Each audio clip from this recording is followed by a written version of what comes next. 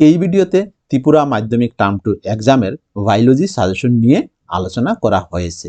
যারা টার্ম 1 এ দেওয়া আমার সাজেশন ফলো করেছো তাদের তো জানাই আছে আমার কমন সম্পর্কে। তবে বিশেষ করে এই ভিডিওতে জীবসমূহ কিভাবে জনন কার্য করে এই চ্যাপ্টারটির সাজেশন নিয়েই আলোচনা করা হয়েছে।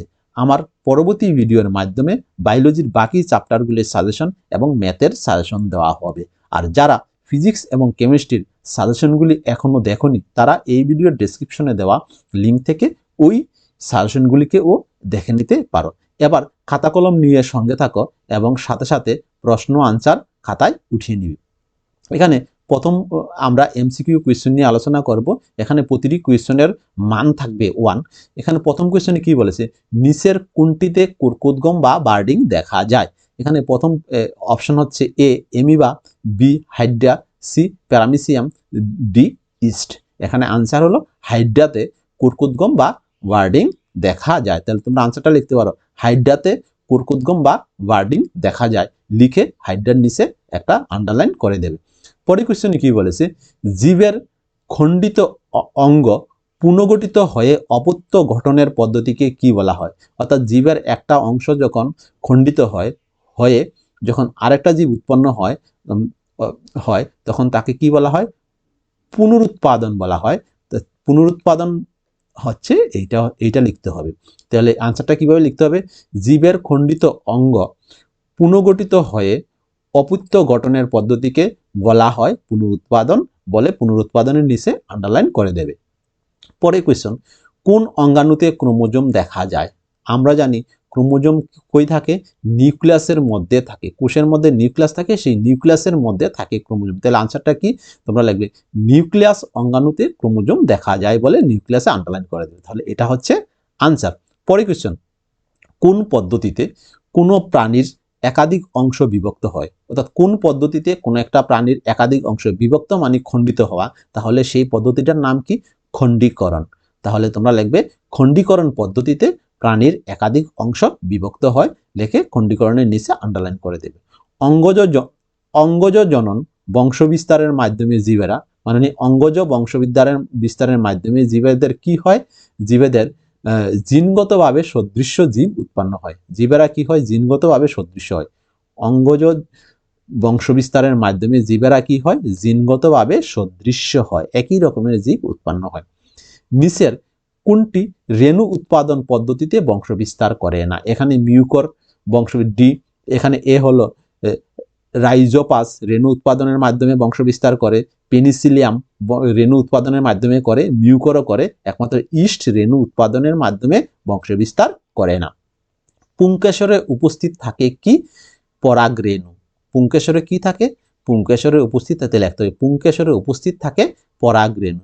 পরে কোয়েশ্চেন নাম্বার 8 কি বলেছে, অঙ্গজ বংশবিস্তারের জনিত্রী জীবের বৈশিষ্ট্য কি। অঙ্গজ বংশবিস্তারের জনিত্রী জীবের বৈশিষ্ট্যগুলি কি থাকে, সংরক্ষিত থাকে। এখানে অঙ্গজ বংশবিস্তার বা অঙ্গজ জননের মাধ্যমে বলা যায় কি, জনিত্রী বৈশিষ্ট্যগুলি কি থাকে, সবসময় সংরক্ষিত থাকে।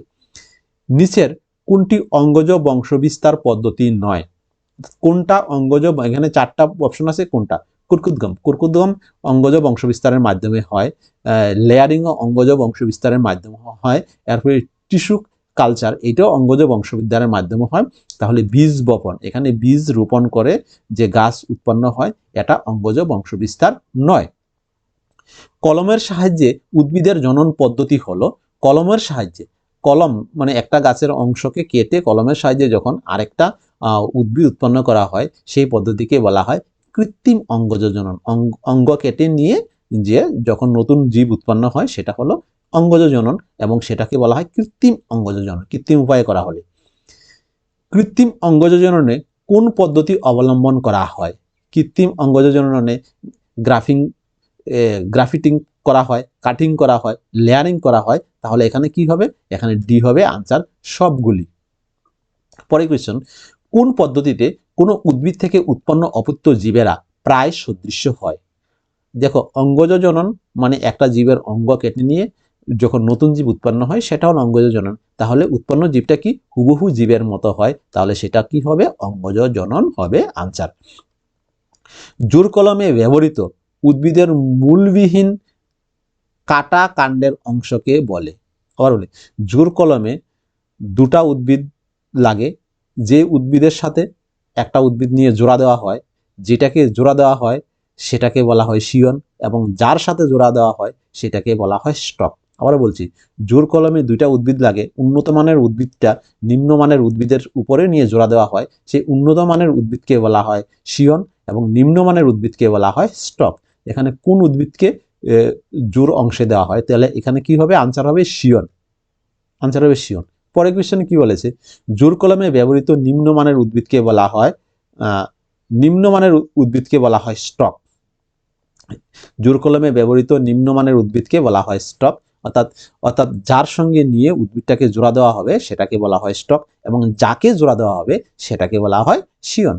নিচের কোনটি কলা গাছের অঙ্গজ বংশবিস্তার পদ্ধতি? কলা গাছের অঙ্গজ বংশবিদ্যার পদ্ধতি হলো রাইজোম। আনসারটা কি? আনসারটা হলো রাইজোম। পরে কোয়েশ্চন নাম্বার 16 কি বলেছে, বুলবিল গঠন দ্বারা বংশবিস্তার করে। বুলবিল গঠন দ্বারা বংশবিস্তার করে কোনটি? এখানে চুপড়ি আলু, চুপড়ি আলু গাছের মধ্যে হয়, চুপড়ি আলু বংশবিস্তার করে, রাঙ্গা আলু নয়, আমরুল নয়, কোনোটি নয়। এখানে আনসার কি? চুপড়ি আলু। বুলবিল দ্বারা বংশবিস্তার করে চুপড়ি আলু। নিচের কোনটি মানুষের স্ত্রী জননতন্ত্রের অংশ নয়? স্ত্রী জননতন্ত্রের, ডিম্বাশয় স্ত্রী জননতন্ত্রের অংশ, জরায়ু স্ত্রী জননতন্ত্রের অংশ, এরপর ডিম্বনালী বা ফেলোপিয়ান টিউব স্ত্রীর জনন অঙ্গ। তাহলে এখানে কি কি বাস ডিফারেন্স, এটা হচ্ছে আনসার, এটা জননতন্ত্রের অংশ নয়।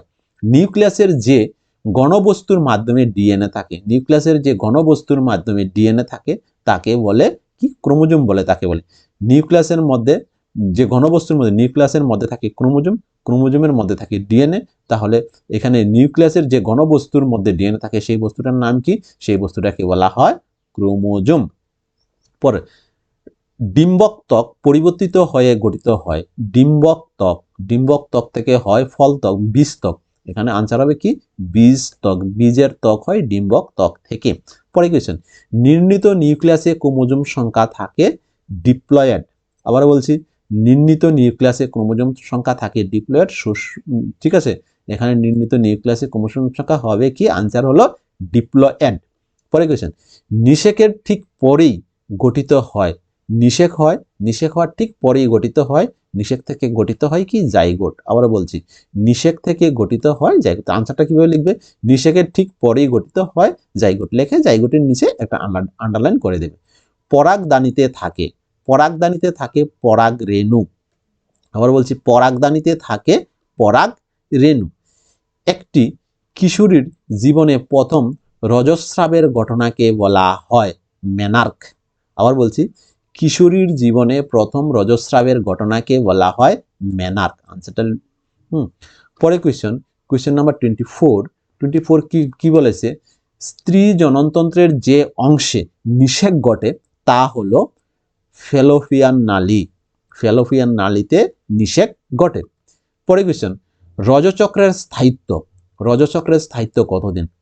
1 থেকে 2 দিন, 12 থেকে 14 দিন, 2 থেকে 4 দিন, 10 থেকে 12 দিন? না, এটা আনসারটা হলো রজচক্রের স্থায়িত্ব হলো 2 থেকে 8 দিন। আবার বলছি, রজচক্রের স্থায়িত্ব হলো 2 থেকে 8 দিন। নিচের কোন গর্ভনিরোধক পদ্ধতি অবলম্বন করে যৌনবাহিত রোগ প্রতিরোধ ঘটে? অর্থাৎ নিচের কোন পদ্ধতি অবলম্বন করলে যৌনবাহিত রোগ প্রতিরোধ ঘটে? এখানে অরাল পিল, কন্ডম, এখানে কপারটি, এখানে আনসার হলো কন্ডম। পরে কোয়েশ্চন বলছে, নিচের কোনটি যৌনবাহিত রোগ নয়? এখানে গনোরিয়া যৌনবাহিত রোগ, এখানে হেপাটাইটিস যৌনবাহিত না, সিফিলিস যৌনবাহিত রোগ, এইডস যৌনবাহিত রোগ। তাহলে আনসারটা হবে কি? হেপাটাইটিস যৌনবাহিত রোগ নয়। পরে কোয়েশ্চন, জননগত স্বাস্থ্যের অন্যতম উদ্দেশ্য হলো, জননগত স্বাস্থ্যের উদ্দেশ্য কি?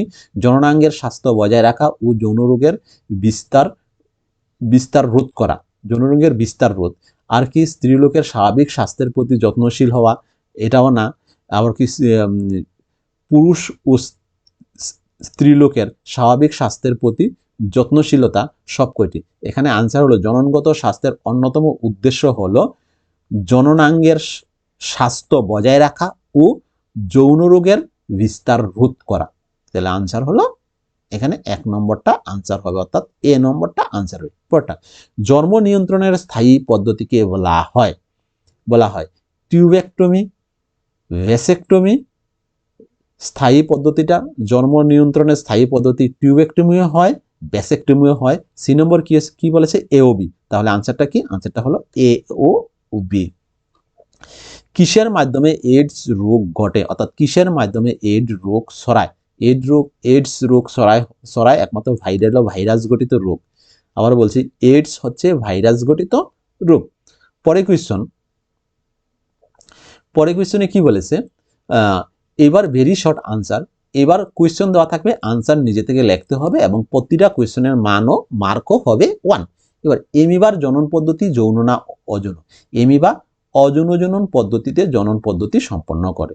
যৌন জননের একককে বলা হয় গ্যামেট এবং অযৌন জননের একককে বলা হয় রেণু বা স্পোর। আবারও বলছি, যৌন জননের একককে বলা হয় গ্যামেট, অযৌন জননের একককে বলা হয় রেণু বা গ্যামেট। এককোষী জীবেরা কি পদ্ধতিতে জনন সম্পন্ন করে? এককোষী জীবেরা দ্বিবিভাজন পদ্ধতিতে বংশ বিস্তার করে বা জনন পদ্ধতি সম্পন্ন করে। যৌন ও অযৌন উভয় প্রকার পদ্ধতিতে জনন করে এমন একটি উদ্ভিদের নাম। এমন একটা উদ্ভিদ আসে, সে যৌন জননও করতে পারে, অযৌন জননও করতে পারে। সেই উদ্ভিদটার নাম হলো হাইড্রা। হাইড্রা কি? যৌন জনন পদ্ধতিতে ও সেই প্রাণীটার নাম হলো হাইড্রা। হাইড্রা যৌন জনন অযৌন জনন উভয় পদ্ধতিতে বংশবিস্তার করতে পারে, সেই প্রাণীটা হচ্ছে হাইড্রা। পরে কোয়েশ্চন হলো, সর্বাপেক্ষা সরলতম যৌন জনন পদ্ধতির নাম কি? সর্বাপেক্ষা সরলতম যৌন জনন পদ্ধতিকে বলা হয় সংশ্লেষ বা সংযুক্তি বা কনজুগেশন। আবার বলছি, সংশ্লেষ বা সংযুক্তি বা কনজুগেশন হচ্ছে সর্বাপেক্ষা সরলতম যৌন জনন পদ্ধতি। খণ্ডীকরণের বা ফ্র্যাগমেন্টেশনের দ্বারা কোন জীব জনন সম্পন্ন করে? আবার বলছি, খণ্ডীকরণের দ্বারা কোন জীব জনন সম্পন্ন করে? স্পাইরোগাইরা খণ্ডীকরণ পদ্ধতিতে কি করে জনন সম্পন্ন করে। বুলবিল কি? বুলবিল হলো কিছু কিছু উদ্ভিদের কাক্ষিক মুকুল খাদ্য সঞ্চয়ের জন্য স্ফীত ও গোলাকার হয়, একে বুলবিল বলে। কোন কোন গাছের মুকুল কি হয়? গোলাকার হয়, স্ফীত হয়ে সেখানে খাদ্য সঞ্চিত রাখে, যেমন চুপড়ি আলু। এগুলি হচ্ছে কি? বুলবিল। অযৌন জনন সম্পন্নকারী একটি উদ্ভিদ এবং একটি প্রাণীর নাম লেখো। অযৌন জনন করতে পারে এমন একটি প্রাণীর নাম হচ্ছে এমিবা, আর এমন একটি উদ্ভিদ হচ্ছে ইস্ট অযৌন জনন পদ্ধতিতে বংশবিস্তার করে। পুনরুৎপাদন পদ্ধতিতে জনন সম্পন্ন করে এমন দুটি প্রাণীর নাম কি? পুনরুৎপাদন পদ্ধতিতে হাইড্রা পুনরুৎপাদন করতে পারে, আবার টিকটিকিও পুনরুৎপাদন করতে পারে। যেমন টিকটিকির লেজ খসে পড়ে গেলে পুনরুৎপাদন পদ্ধতিতে আবার লেজ জন্মায়। বহু বিভাজন দেখা যায় এমন দুটি জীবের নাম লিখো। বহু বিভাজন দেখা যায় এমন দুটি জীবের নাম হলো প্লাজমোডিয়াম আর একটা হলো মনোসিস্টিস। তাদের ক্ষেত্রে কি দেখা যায়? বহু বিভাজন দেখা যায়। কলা পালনের মাধ্যমে বংশ বিস্তার হয় এমন একটি উদ্ভিদের নাম হলো ডালিয়া। কলা পালনের মাধ্যমে বংশ বিস্তার হয় এমন একটি উদ্ভিদের নাম হলো ডালিয়া। উদ্ভিদের জননাঙ্গের নাম কি? উদ্ভিদের প্রধান জননাঙ্গ হলো ফুল। আবার বলছি, উদ্ভিদের প্রধান জননাঙ্গ হলো ফুল। পরে কোয়েশ্চনে কি বলেছে? নিষেকের পর ফুলের কোন অংশ ফলে? নিষেকের পর ফুলের কোন অংশ ফলে এবং কোন অংশ বীজে পরিণত হয়? ডিম্বক ফলে পরিণত হয় এবং ডিম্বাশয় ফলে পরিণত হয় এবং ডিম্বক পরিণত হয় বীজে। এরপরে কোয়েশ্চন নাম্বার 15 বলছে যে কোন কৃত্রিম অঙ্গজ জননের মাধ্যমে আপেল গাছের বংশ বিস্তার ঘটে? এখানে জোর কলমের মাধ্যমে আপেল গাছের বংশ বিস্তার ঘটে। আনসার কি? আনসার হলো জোর কলমের মাধ্যমে আপেল গাছের বংশ বিস্তার ঘটে। জোর কলমের মাধ্যমে আপেল গাছের বংশ বিস্তার ঘটে। পরে কোয়েশ্চন কি বলেছে? যৌন জনন এবং অযৌন জননের মূল পার্থক্য কি? যৌন জনন এবং অযৌন জননের মূল পার্থক্য কি? অযৌন জননে কেবলমাত্র একটি জনিত্রী জীব অংশগ্রহণ করে, কিন্তু যৌন জননে ভিন্ন লিঙ্গের দুটি জীবের প্রয়োজন হয়। আবারও বলছি, যৌন জনন এবং অযৌন জননের মূল পার্থক্য হলো অযৌন জননে কেবলমাত্র একটি জনিত্রী জীবের প্রয়োজন হয়, কিন্তু যৌন জননে ভিন্ন লিঙ্গের দুটি জনিত্রী জীবের প্রয়োজন হয়।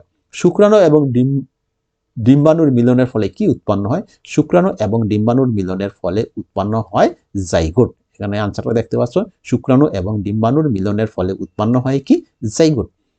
কোন প্রকার জনন জিনের ক্রসিং ওভারে সাহায্য করে? আমরা জানি যৌন জনন জিনের ক্রসিং ওভারে সাহায্য করে। জাইগোট কি?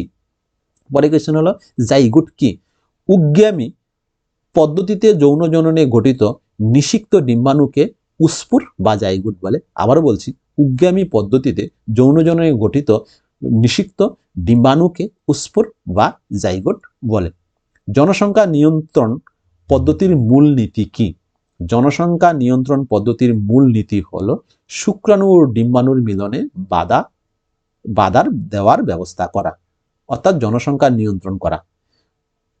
পরে কোয়েশ্চন হলো DNA, RNA, AIDS, HIV, STD, IUD এদের পুরো নাম লিখো। এগুলি তোমরা বইয়ে পেয়ে যাবে, আর যারা জানো তারা অবশ্যই কমেন্টে আনসারগুলি পাঠিয়ে দেবে, আর যারা জানো না তাদের প্রবলেম হলে কমেন্টে লিখে দেবে। পরে কোয়েশ্চন, দুটি যৌনবাহিত রোগের নাম লিখো। যৌনবাহিত রোগ আমরা জানি এইডস যৌনবাহিত রোগ, সিফিলিস যৌনবাহিত রোগ, গনোরিয়া যৌনবাহিত রোগ। এখানে তিনটি দেওয়া আছে। কোন রোগে দেহে অর্জিত অনাক্রম্যতা নষ্ট হয়ে যায়? কোন রোগে দেহে অর্জিত অনাক্রম্যতা নষ্ট হয়ে যায়? আমরা জানি এইডসে দেহের অনাক্রম্যতা নষ্ট হয়ে যায়। কোন পেশি সংকুচিত হলে শিশু জন্মায়? জরায়ুস পেশি সংকুচিত হলে শিশু জন্মায়। পরে কোয়েশ্চন, রজচক্র সাধারণত কতদিন অন্তর হয়? আমরা জানি 28 দিন অর্থাৎ 28 দিন পর পর রজচক্র হয়। আশা করি তোমরা এই ভিডিওটা এত সময়ে লাইক দিয়েছো। এবার চ্যানেলটাকে সাবস্ক্রাইব করে ভিডিওটাকে শেয়ার করে দাও।